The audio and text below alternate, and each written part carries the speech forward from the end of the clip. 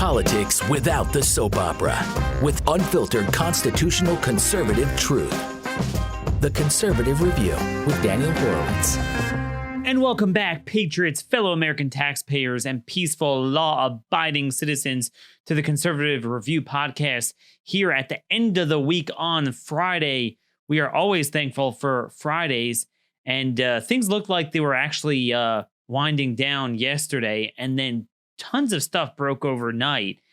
And I'm working on a lot of different stories related to national security, tying together what's important, what's not important in Syria, Turkey, Mexico, the cartels, crime, Soros trying to buy district attorney races. Obviously, there's a lot of material we're going to have on the courts with oral arguments and all these important cases every day, proving our thesis that we can't rely on Gorsuch and Kavanaugh to reverse even recent bad trends in the courts, much less, longstanding bad precedent. The common denominator, just kind of clogging my mind with all this stuff, is that we have half measures, zero vision, and discombobulated results. Trump is Trump. He's got his flaws and he has his strong points. Absent leadership, he's going to waffle and waver, do a little bit of good with a little bit of bad, do some good tethered with bad messaging. His opponents will oppose whatever he does for their reasons, simply because orange man bad. People who dogmatically support just his personality, not a specific agenda, will automatically defend everything he says and does. And we're left without a vision. It's truly astounding how no one's giving a vision on a broader context of national security. I think one of the things I'm proud of here is how we've tied together domestic security, domestic crime, with illegal immigration, drugs, gangs, cartels, terrorism, kind of put it together. What is a threat? What's not a threat? How each one is a threat? How many of these issues all tie together? And what are the proper tools through policy to address each one? I will stand before you, very clearly today and say I am by no means an expert in most of these issues, and I'm learning with you every day about some of these issues. And I wish I knew more. I wish I could learn more. I wish I can give over more. But at least we try here. What I find astounding is that there's just no vision. So, I meant to talk about Turkey and Syria today and why it's not as important as people think, but I do think the president is making some mistakes. But then all hell breaks loose in Mexico. And that should really be what we all care about. But yet, nobody even cares. The same people who believe that we need a permanent military presence on Turkey's border, somehow they don't see a need to deploy our military to combat the cartels at our border when the cartels have operatives in not just at the border, which is bad enough, but in all 50 states, killing tens of thousands of people with drugs, but not just drugs, fomenting so much of the transnational gang and crime violence that we have in all our communities that we view as domestic violence. But really, when you dig deeper, it's the source of it is in Mexico. So again, I just want to reiterate on what's going on in Syria. In my view, everyone is wrong because everyone is looking at this too one-dimensionally. There's 10 different elements and everyone's looking at it as a binary. So now it's being reduced to a battle between the Turks and the Kurds, which is ridiculous because at its core, the Syrian civil war is Assad backed by Iran and Hezbollah, somewhat in a funny way, but backed by Russia versus the Sunni insurgency. What that has done is it's created opportunities and challenges for the Turks and the Kurds, and that's part of it. But now it's suddenly, well, do you support the Turks or the Kurds? But that's not the issue. That's not the issue here. So I believe everyone's wrong. On the one hand, you have the media and the Democrats that are just like, whatever Trump's doing, they'll do the opposite. So they're all of a sudden so gung-ho against Erdogan and so pro-Kurd, the exact opposite of what they were under Obama and really, forever. So there's no honesty there. Then you have Mitt Romney that gives a blood, sweat, and tears speech on the floor. I mean, doesn't feel passionate about anything related to our security, immigration, homeland security, crime, nothing. The Kurds, we owe it. We have blood on our hands. We owe it to them. And, nobody is giving a vision of what we should do. Romney, Rubio, all the neocons, all the establishment Republicans, they bash Obama and they bash Trump now, but they never say what we should be doing. Okay, so we have troops there. How do you, somehow they truncate Iran, Hezbollah, Russia, Turkey, and the Sunni insurgency, ISIS, whatever it is, all into one thing. And it's like, we're either there and somehow we're fighting all of them at the same time and winning them as if they're all on the same side, or we're out and we're empowering them all together to beat us up and the Kurds. And it's not true. So as we said, foundationally, we agree that, we caused more harm than good being in Syria. But with that said, I can't defend everything Trump is saying and doing too. Independently, he has been weak on Erdogan. I've been saying this since 2017. It's bothered me. He praises Erdogan. He says the PKK is worse than ISIS. I mean, look, I'll be the first to tell you, I don't believe in the Romney folks that we owe it to the Kurds, but I mean, the PKK they're not going to hurt us. They'll hurt the Turks. I would actually tweak what Trump said. I disagree with everyone. I think Erdogan is a bigger threat than even ISIS. But again, not a threat that we need to counter in a proxy five-way civil war in Syria. It's the piece I put out yesterday, which we'll put it in show notes today, on he's spreading his poison on our shores. He's funding mosques and the Muslim Brotherhood on our shores. If I were Trump, I would designate the Muslim Brotherhood as terrorists. I would issue sanctions on Turkey in terms of what they could fund on our soil and dare the Democrats to vote no. Instead, he's kissing up to them. And then there's this ceasefire, which is not really much of a ceasefire. Now, again, if you want to argue that we have no business there, I respect that because I basically agree with that. But if you want to say, oh, we're protecting the Kurds with the ceasefire, it's not true. Because we're not just handing the Kurds the area in the west, which is very Sunni, and it's really unsustainable for the Kurds to hold that. It's north-south. It's a north-south buffer zone all across the north, even in the northeastern corner of Syria, which is 100% Kurdish. So we're basically like handing that over. That Turkey never had that.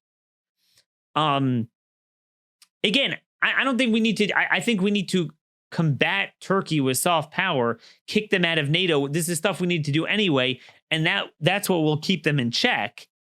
And then we won't have to have soldiers there, which, as I've long said, is helping Russia and Iran and Hezbollah from the Sunni insurgency. So everyone is wrong there. But the broader issue here is this. If Romney believes that we have a moral obligation to deal with the Kurds, what about Mexico? Our number one trading partner became a failed narco state where you have the most violent terrorists. I mean, beheadings, butchering. Not in Syria, on our border. Many of you might have heard this, but last night, first following an incident earlier this week when the CJNG cartel butchered 14 Mexican police in an ambush. Yesterday afternoon, last night in Culiacan, Mexico. That's like the capital of the Sinaloa province. A couple hundred miles south of the New Mexico Arizona border. This is not a tiny outpost. This is a city of 785,000 people. The Mexicans went in there for an operation to get El Chapo's son. And it turns out, Washington Post is reporting, I'm hearing from my sources as well, that DA was very heavily involved in this, and he was going to be extradited to the US. So this was for us. Sinaloa came in there with 50 cal machine guns, all sorts of weaponry, and they surrounded the area where the Mexican military were. They kicked them out of the toll booths. There's actually videos you could see of them. We'll post some videos here that you could see on Twitter of them just basically pushing them over, and they kicked them out of a large city. So, I mean, our number one trading partner doesn't have control. The Sinaloa cartel kicked them out of that city. That's a very big problem. Over 40,000 people will die in Mexico this year. I'm just saying, if you notice with Romney and Rubio and all these establishment Republicans, you're always allowed to care about the security and well-being of other people. But it's never about us or even about Mexicans because it will implicate the open borders agenda. Now, why should we care? We should care because, first of all, the cartels aren't just a Mexico problem, which, again, I mean, it's a valid question to ask, well, why should we care? But first off, if you're going to care about Syria, I mean, dude, this is right on our border.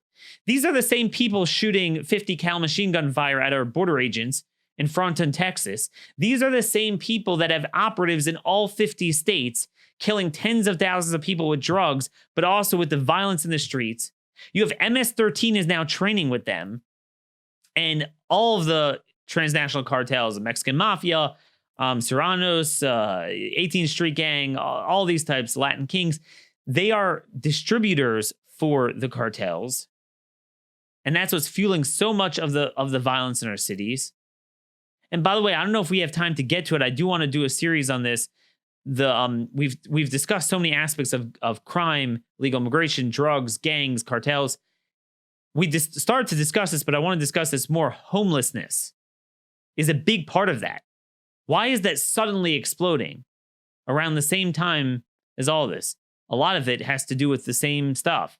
Illegal immigration, crime, jailbreak, all these progressive DAs in the cities that are being elected by Soros, and they're all on drugs. And that's what's putting them out in the streets. It's not a affordable housing problem, as the left would say. It's a crime, drug, somewhat of mental illness problem. And dude, I mean, this affects us more than anything in the Middle East. This is in all of our communities. Remember, whether we like it or not, there are tens of millions of Mexicans in this country, or people of Mexican ancestry. It's the largest demographic. I mean, it's the largest ethnicity in this country. Pretty much. I guess people of German descent are still slightly more numerous, but that's getting pretty close. But most of those, have been here for many, many, many, many years, and they don't really identify as such. So it's not like the Germans could infiltrate through these communities. Whereas with the Mexicans, there are plenty of communities where they could, and they do, ensconce themselves in. So, that is their conduit into our country. We need to care about what the cartels are doing a lot more than the five-way civil war in Syria, which, again, everyone's getting wrong. Jump into a septic tank with snakes, scorpions, sharks, piranhas, and killer whales, and we're like, well, the piranhas and the snakes are fighting each other. I support the snakes over the piranhas. Well, meanwhile, you're getting bitten by 3 others, and you're empowering. I mean, that's what they don't understand. No one's looking at it broader. But of course, nobody is understanding the significance of what happened here.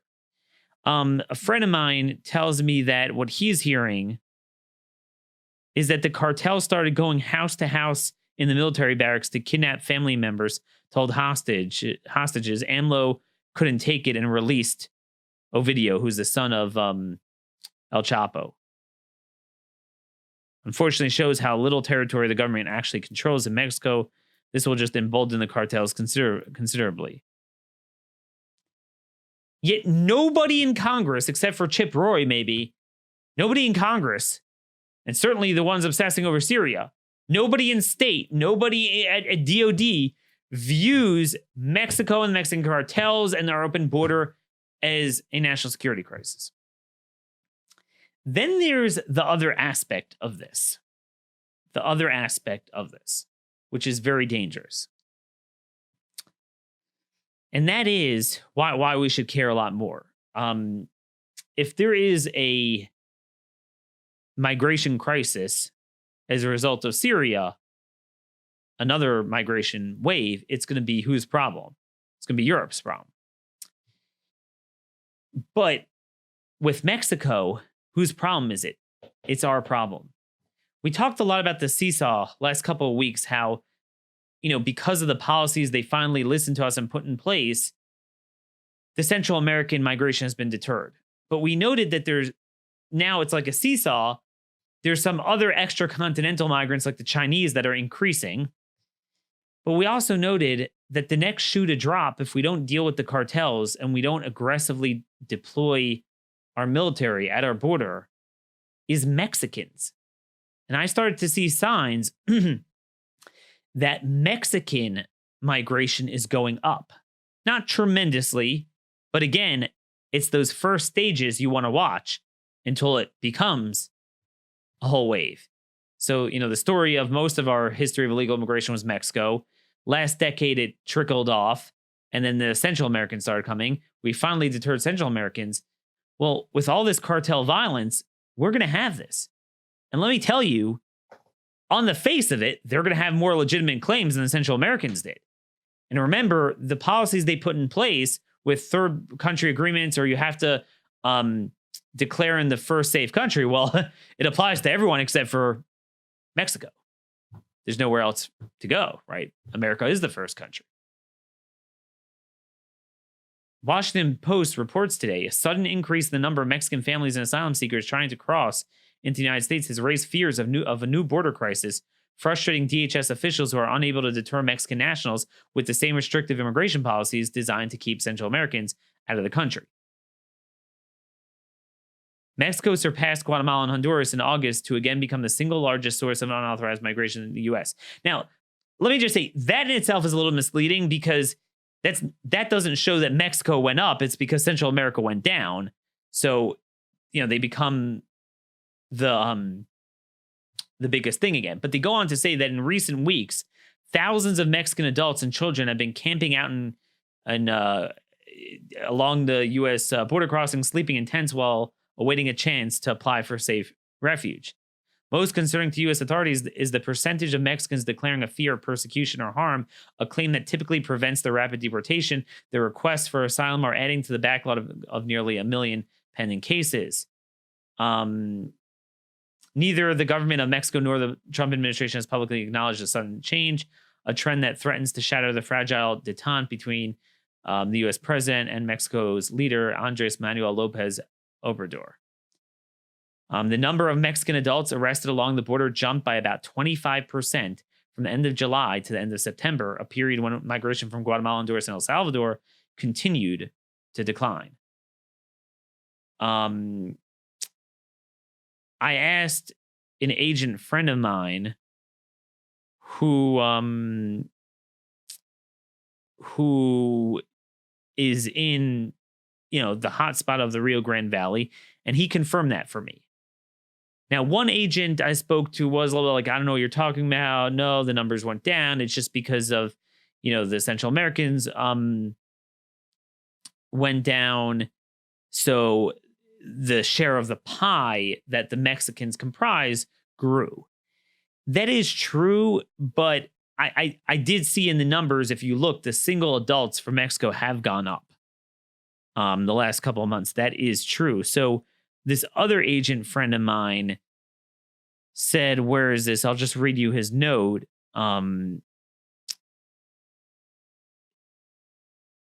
What they are doing is getting an official document that has been notarized, which describes their harsh living conditions and threats of safety from the cartels and their corrupt government. So, folks, this is a problem. But like, what's interesting is you don't hear a word from Mitt Romney. You don't hear blood, sweat, and toil. Now, you think, okay, Daniel, well, if your thesis is correct, fine, you can't mention it because you're not allowed to care about Americans, but don't you want a virtue signal on behalf of the Mexicans?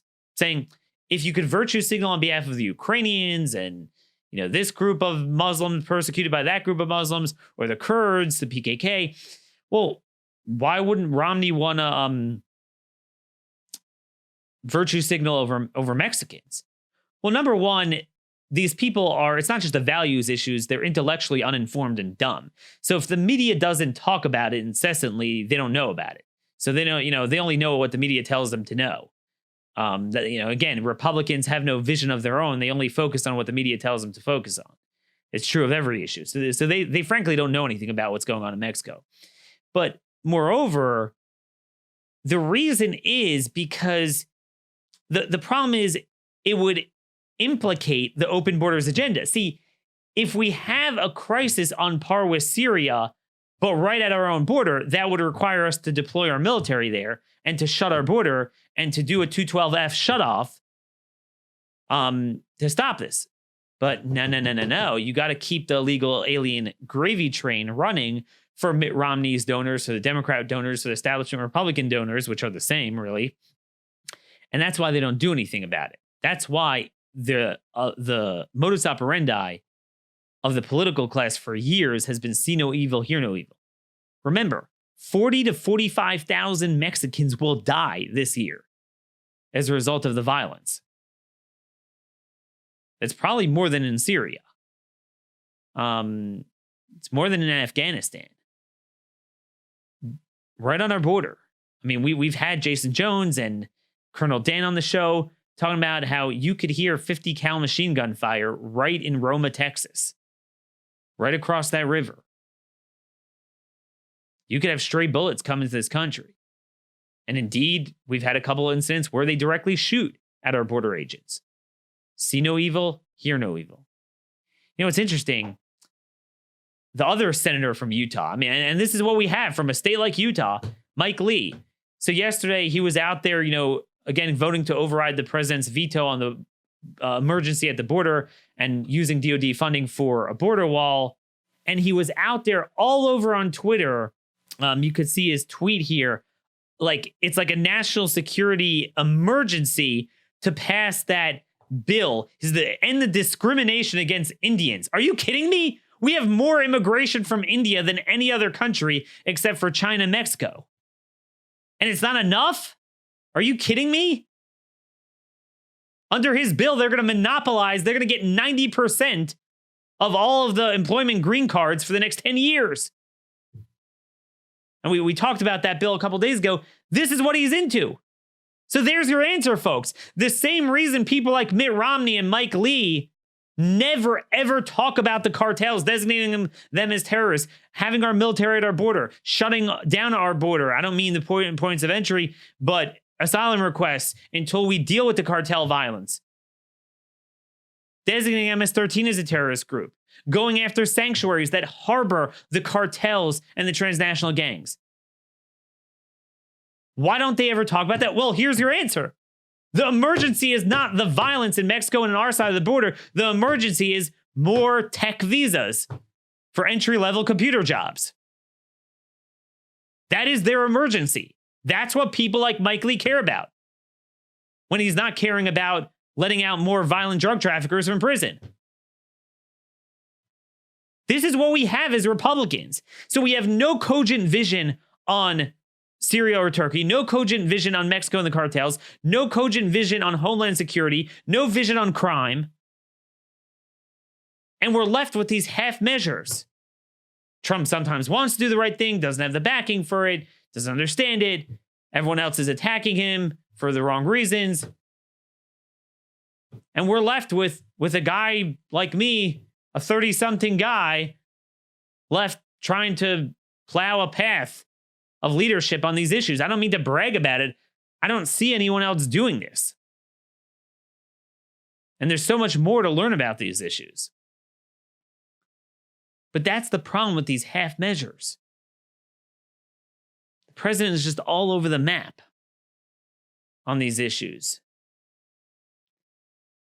Now, the other thing I wanted to talk about with this, talking about crime and homelessness and why this is suddenly happening. There's an election coming up. And I don't mean the 2020 presidential election. I mean, that's obviously farther away. I mean the 2019 off-year elections. Now, you might think I'm referring to, the governor's elections, right? But no. There's two governor's elections, but a bunch of states. This is from the Appeal. It's a radical, abolish prison group. But the point is, they're focusing on it. There's no conservative website that has a primer on district attorney elections. But in many ways, these will affect your quality of life in so many cities more than the presidential election. Soros is flooding county DA elections with $1 million a pop to let the foxes guard the henhouse, to have public defender types become prosecutors. These are all of the people that are reversing the broken windows policing. So they're not locking up violent people, but they're not enforcing the urinating in public, all of the camping out in public that's led to the homelessness. The reason why we have the homelessness the last few years is because of jailbreak. Nobody's connecting those dots. We saw it with Giuliani in the reverse direction when we moved away from it. It worked. But if you don't prosecute it, you get more of it. And then you get the violent crime. A lot of the violent crime is from some of the homeless. Some are mentally ill. A lot of it ties it back into drugs. But it's mainly, you have elections in Mississippi and Louisiana, but then it's mainly clustered in the Northeast. This is from the Appeal, and you could see here the map that they have here: Virginia, Pennsylvania, New Jersey, and New York. These are very important things. They're going to decide 287G issues, sanctuary issues, jailbreak issues. In one of my articles, I quoted, I quoted this DA in Monroe County at Syracuse, or Rochester, New York. And, she was good. She was talking about the danger of jailbreak, and she's the current prosecutor from there. And guess what? She is now a target of Soros. This is really dangerous. Really, really dangerous. This is from Bob Lunsberry, a friend of mine, Shannon Joy, who's a talk radio show host up there. Her fellow host at WHAM radio, Bob Lunsberry. George Soros' agenda is not anti-law enforcement. It is anti-public safety. It's not about what he wants to do to the cops. It's about what he wants to do to you. He wants to destroy America, and lawlessness is one way to do it. A vote for a Soros candidate is a vote for criminals. And it's a very important thing. A lot of people are focusing on the cops and law enforcement. It's your quality of life. To put it in perspective, George Soros has spent more than 1.5 times as much money trying to influence the Monroe County DA's race as both county executive candidates have spent on their campaigns combined. And they're trying to defeat Sandra Dorley. Maybe we'll try to get her on the show. This is a big deal. This is very important. And yet we have the American Conservative Union saying it's a moral issue for us to support Soros. Not only aren't Republicans on the field combating this, they support it. They're giving tailwinds to it. They're giving moral and intellectual support to it. It is so dangerous, this jailbreak agenda, especially when you mix it with the cartels and the drug crisis and sanctuaries and the open borders. It all mixes together. This is the most dangerous times to live in, to be doing this type of stuff. It is so, so dangerous. Man, is this dangerous. Remember, Soros bought the Philadelphia DA, Larry Krasner. The federal prosecutors are warning about what's going on because, the federal prosecutors are appointed by the administration. The local ones are elected. And remember, how much money do you spend on a DA race? $100,000, $200,000? Well, if your opponent comes in there with, $1 million, and they don't run ads and say, we're going to abolish prison and let everyone out of jail. They're going to say, we're going to more effectively, we're focusing on dumb crimes. We're going to put those resources to getting the real bad guys off the streets. That's the ads they run. The average person's like, that's all they hear and they vote for that. It's working everywhere. There's something wrong that I'm one of the only ones warning about this. But thank you, Shannon Joy, for apprising me of what's going on in Monroe County. But you can see here from the appeal, this left-wing website dedicated to abolishing prison, there's approximately 500 prosecutors and sheriffs that will be elected just in 2019, just in an off year. So this is very, very scary. Very, very, very scary. And definitely something we're going to be focusing on in the coming days. And just before we go on, I do want to mention that I have one candidate I do want you guys to support. Her name is Sandra Dorley. We're going to put up on the screen here so you could see Sandra Dorley's campaign and you could donate to her. She is the Monroe County district attorney. Like I said, we're going to try to have her on the show. But look, this is really where you could make a difference. I'm telling you, there aren't too many solid Republicans running for federal office. I don't know how many good ones are running for state office. But I can tell you the DA races do matter. There is still the old guard that believe in law and order. DAs, prosecutors, they understand what's going on in the streets. And there are those that are just extremely evil people funded by Soros. And that's where I would put my money. One interesting thing just to note on that, again, we could do shows every day, all day, and only on just, violent criminals being released and criminal aliens. I just want to highlight this case here. ICE arrests, this from a press release from ICE. ICE arrests Guyanese national twice released with an active detainer following arrest for crimes against children. ICRO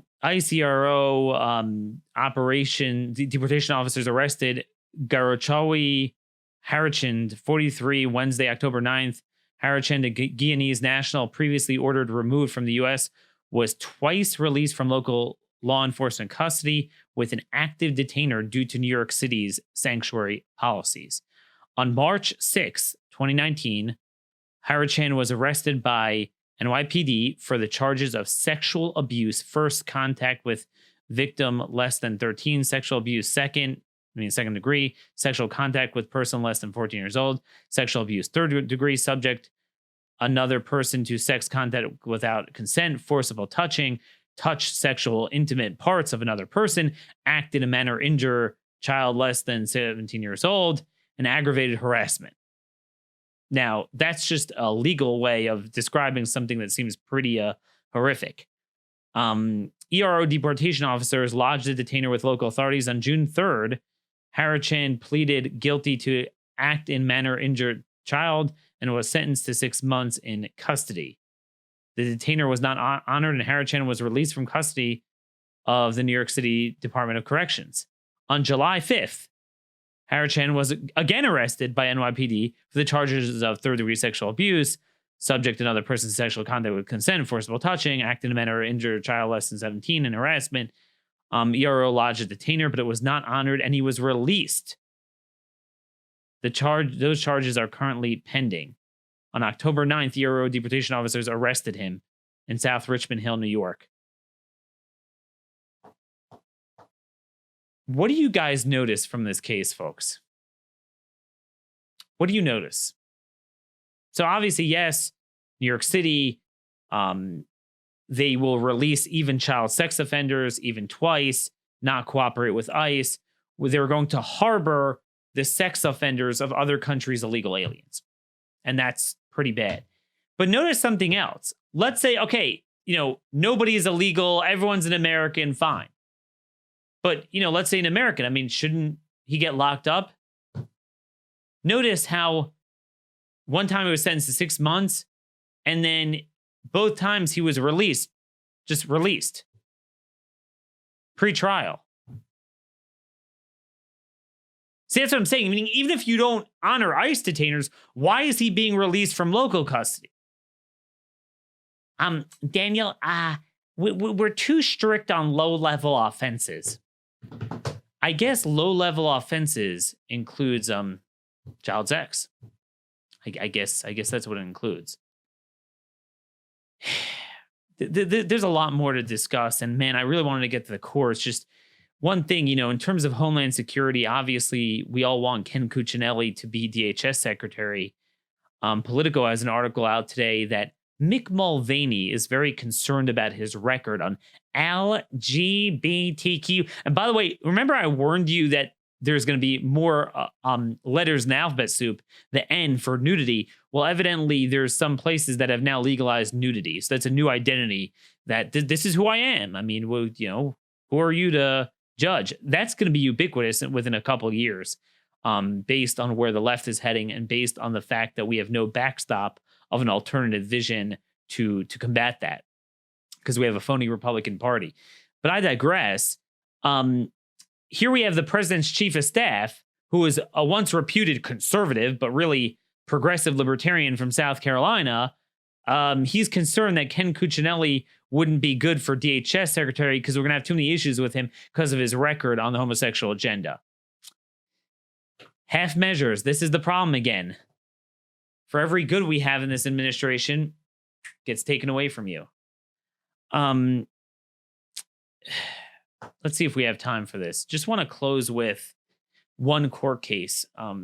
Last Friday, we did a show with Josh Hammer trying to demonstrate how the conservative Supreme Court is not conservative, how there's only one Clarence Thomas, Alito is the second, and between the other three, and that includes both of Trump's picks that were much vaunted and thought of as like the epitome of success, we can't even guarantee outcomes on anything.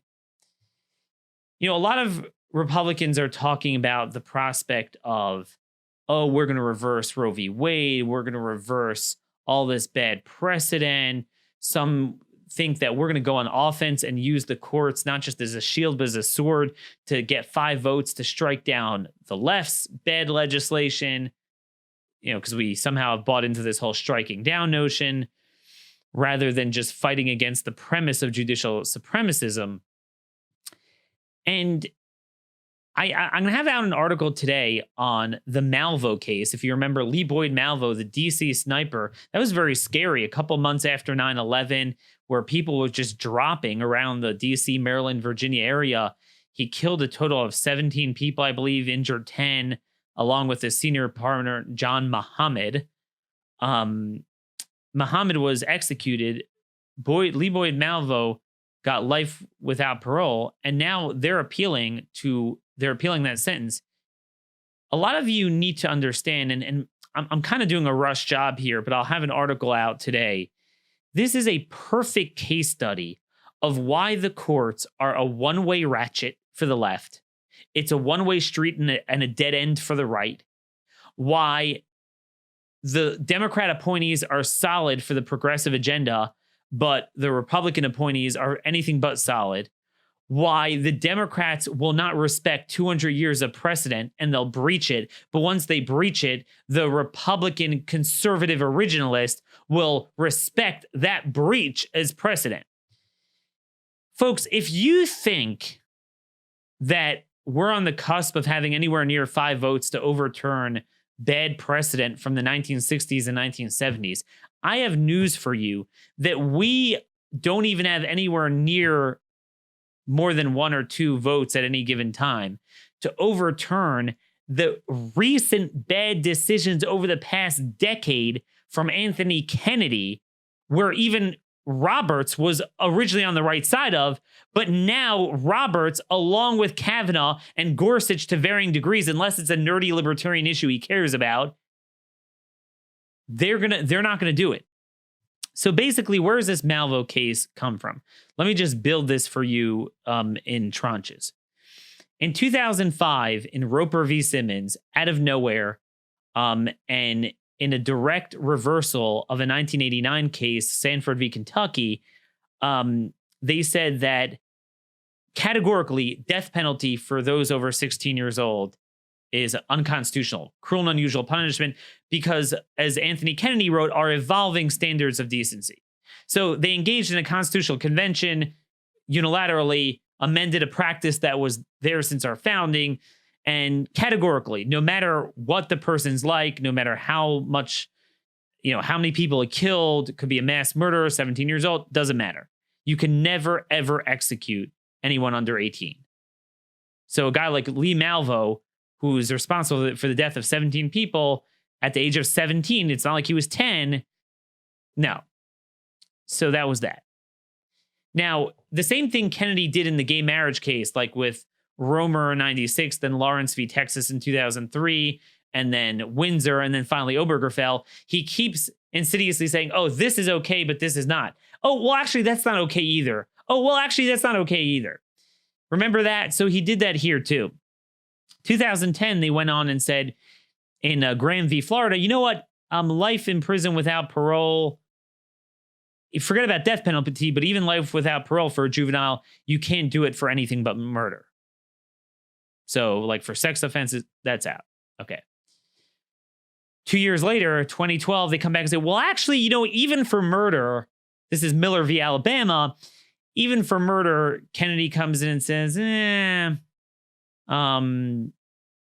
I don't know. You can't have mandatory sentencing for murder. Mandatory. In other words, there's some sort of process that the jury has to discover whether he's incorrigible or not. But you can't just have a mandatory sentence where the jury doesn't have to think about it. A conviction automatically triggers life without parole. You have to have some sort of other process.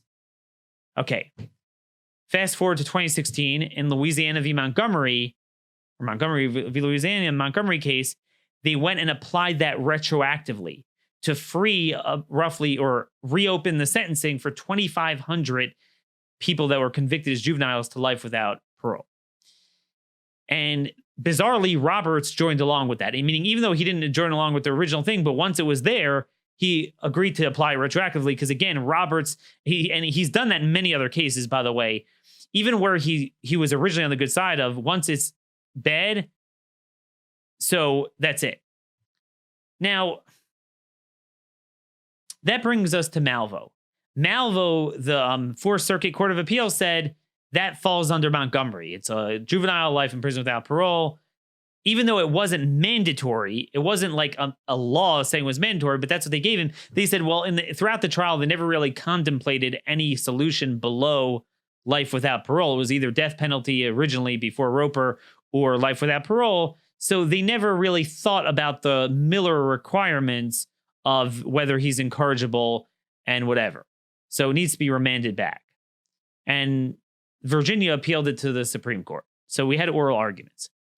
Now, freeze frame right here. You would think, at a minimum, if we're going to talk about these originalist judges, we're not talking about your political position, whether you support death penalty or life without parole for juveniles, but if you're an originalist from a legal constitutional standpoint, to say that the Constitution precludes it, it should be a no-brainer that these 5-4 decisions, where even Roberts originally was on the right side of, and it was just a problem of Anthony Kennedy, now that we replaced Anthony Kennedy, it should be a no-brainer that not just Montgomery and Miller, but even Graham and even Roper should be easily overturned. I mean, that's a no-brainer, right? I mean, yeah. Nope. Not at all. Not at all. All the legal analysts believe Kavanaugh is the swing vote, even in the Malvo case, but even the other ones, they were all debating over the minutia whether the Malvo case met the requirements of Miller. But none of them seem to entertain that Miller is garbage We have new judges on there, and we're going to overturn that, and we're going to overturn even Roper. This is a perfect case study. There's numerous cases just over the last 13 years or so where even Roberts was on the right side of, and we're not going to overturn it. We're not going to overturn Hellerstedt, much less Roe v. Wade. That's the Gosnell clinical regulations on abortion clinics. Roberts was originally the right way. It was only Kennedy. But once it's there, he's going to respect it. Kavanaugh is going to respect it. Gorsuch, if it's not an issue he cares enough about to go bold on, which sometimes he does, he'll screw us too. The belief is we only have Thomas and Alito who would overturn these cases. So you mean to tell me we're going to overturn bad precedent from the Warren era? Pfft, give me a break. That's why this whole thing's been a scam.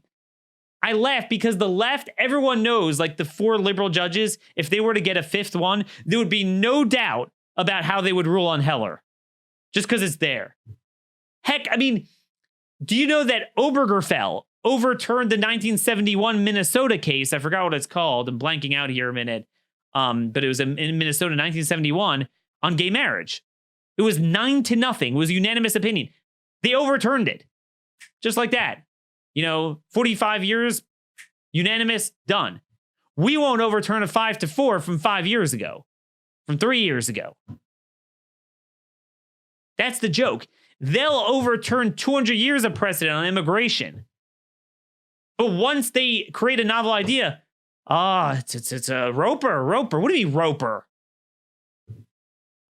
That is why the courts are irremediably broken. That's why judicial supremacism is irremediably broken. And the answer is not to play their game and say, oh, we'll win it. It's to say your game is illegitimate.